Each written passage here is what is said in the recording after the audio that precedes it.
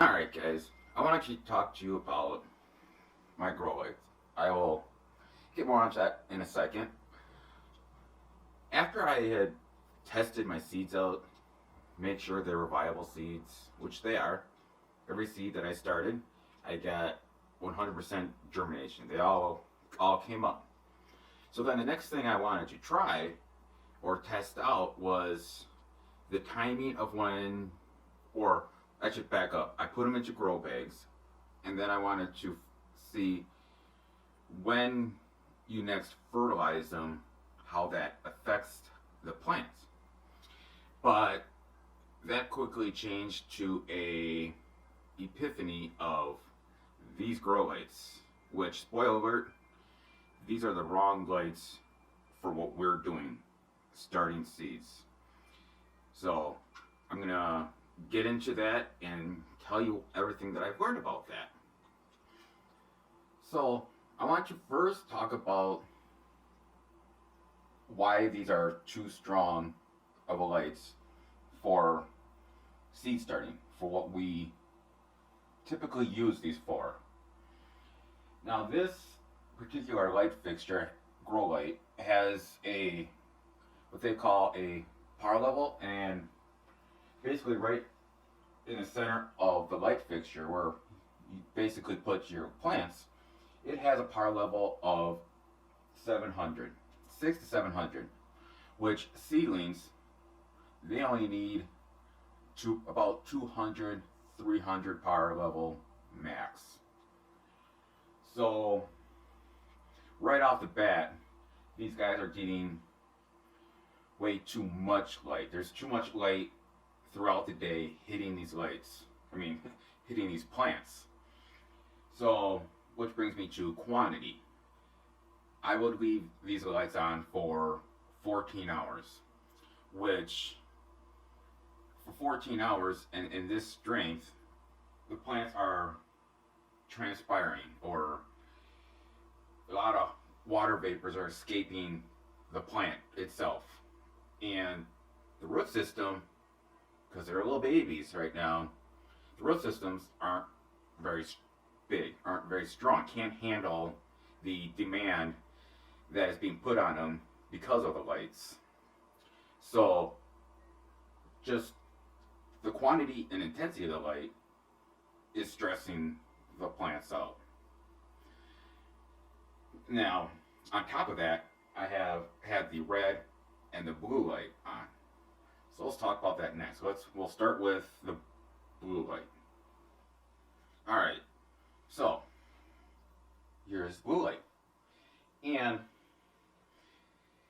now we're getting to the narrow spectrum part of the lighting.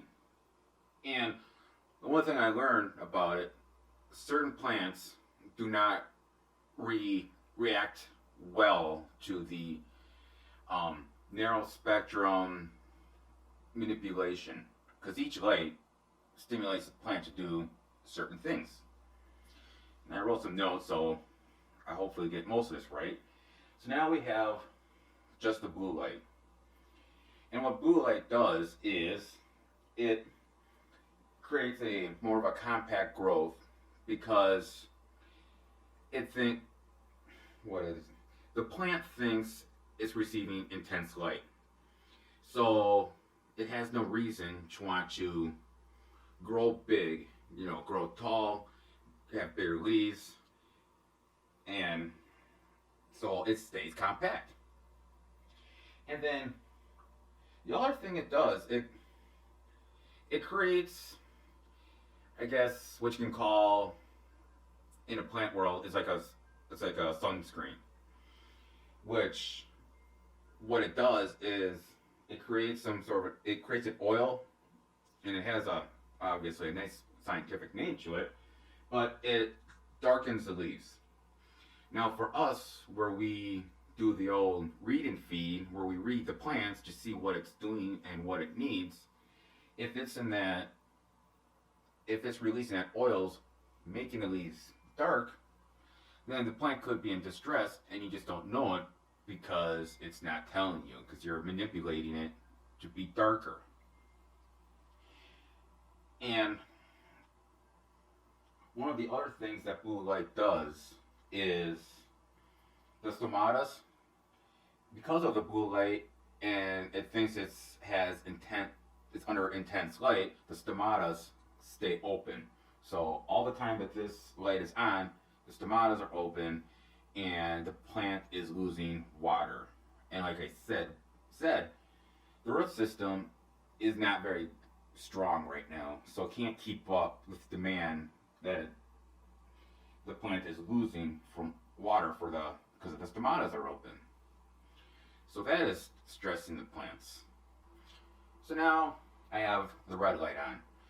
And what the red light does for plants, what it makes the plant think, is that it needs to grow taller and grow bigger leaves, because now it thinks it's more in the shade, and it needs to be bigger so it can collect more light, which really isn't that bad. But typically when you have the option to do red lights like this, it goes from red, what we can see, all the way to infrared. And what infrared does is keep things warm. So it's warming the leaves, not to the point where it's going to start cooking them, but just warm them up and trigger them to essentially sweat. It's going to make them, try to regulate the temperature, keep it all equal. So it's losing water that way as well. So you have the infrared lights warming it up, causing it to sweat, lose some water, and then you have the blue lights on, which is going to cause the stomatas to be open, so they're losing a lot of water that way. And if you have weak root systems that can't handle that kind of stress, your plants are not going to grow well. Your leaves are basically going to start drying out, get a little crispy, because they're not getting the water demand that they need. So when I had all three of the lights are going on, the plants were very stressed. They were getting too much light, too strong of a light, which kind of the same thing right there, but too long of a light for the strength of the light that they were receiving. The narrow spectrum lighting, the red and the blue, was causing them to perspire, sweat, and keep their stomatas open all day long, so they're losing water more than what their new weak roots can handle. And also with the narrow spectrum lighting is it can just make your plants look funky, look funny, not look like the pumpkin plants that they're supposed to look like. So let me take you a little closer and I will start showing you what I mean by that. So these 5 plants here that are in the back, these are the ones that I started first.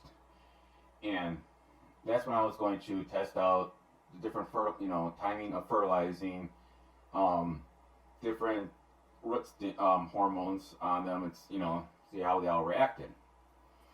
And as you can see by the bottom leaves, especially this one was directly underneath the light, so it saw the full intensity. And as you can see, let me see if I can zoom in here.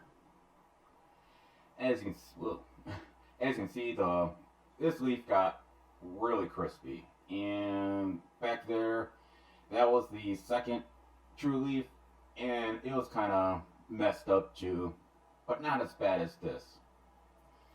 So I let them grow for another 2 more weeks, and as you can see, it does grow out of it, but you stunted it, and it took 2 weeks to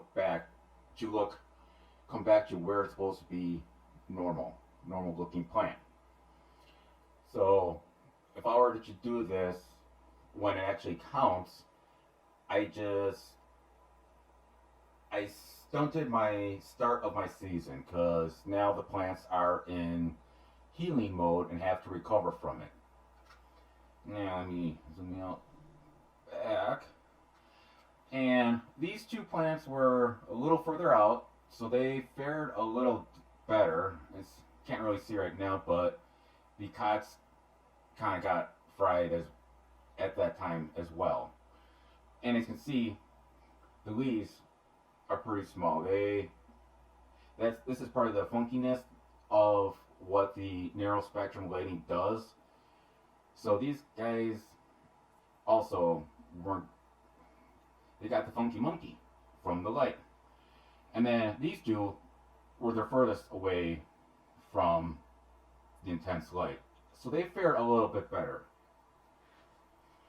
So then I wanted to start over where from the beginning they just grew under just the white light or the full spectrum light and none of the narrow spectrum lighting. And so you can see here, these three guys that I started a week after those 5 in the back, basically caught up to them pretty close. They're within one to two leaves behind them, but size-wise, they're doing really well. They're less stressed. Now, when I say less stress, they have the correct lighting with the full spectrum and away from the center of the light. So as you can see, they're not getting crispy like that leaf is. But it's the middle of winter. It's very dry in here. And this room still only gets between 60 and 65. So it's not the warmest for these guys. So they're not using up as much water, and I overwater these just a little bit, as you can see by the yellowing of this leaf. So, and right here is kind of curly a little bit. I think that's between due to too much water and it being too cold. But as far as lighting goes, I think I've got a winner now. I will just grow them under the white light, full spectrum lighting, keep them to the edges of the light fixture where it's less intense on them, and then only have them underneath the light for 12 hours. And that should give me some happy plants. Alright, so what I'm hoping you guys got out of this video is don't be fooled, or I shouldn't say be fooled, don't get in the same mindset that I was in, is that the bigger the light fixture, the better your plants are going to do. Because just the opposite will occur. And with our pumpkin plants, or any plants that are in the pumpkin family, they do not do well with the narrow spectrum lighting, which I had talked about, the blue, red and blue lights. So keep it simple. Use full spectrum lighting, and if they're stronger lights, keep them up a little higher and decrease the amount of time that they're on. Or if they're a little weaker lights, they'll have to be a little closer and they'll have to be on a little bit longer. And if you have to keep them closer to the plants, you may have to use a fan to help keep them cool, because they'll get warm and then the leaves will dry out, because like I said, the roots are too small and they can't keep up with that water demand. So essentially, we're close to the start of the growing season, close to when we're going to want to start our seeds, our pumpkin seeds. So I encourage you to do test grows if you can. Test out your lights to see where they need to be, so they get a good stress-free of a growing condition as they possibly can right from the get-go. So until next time, guys, I will see you later. Bye-bye.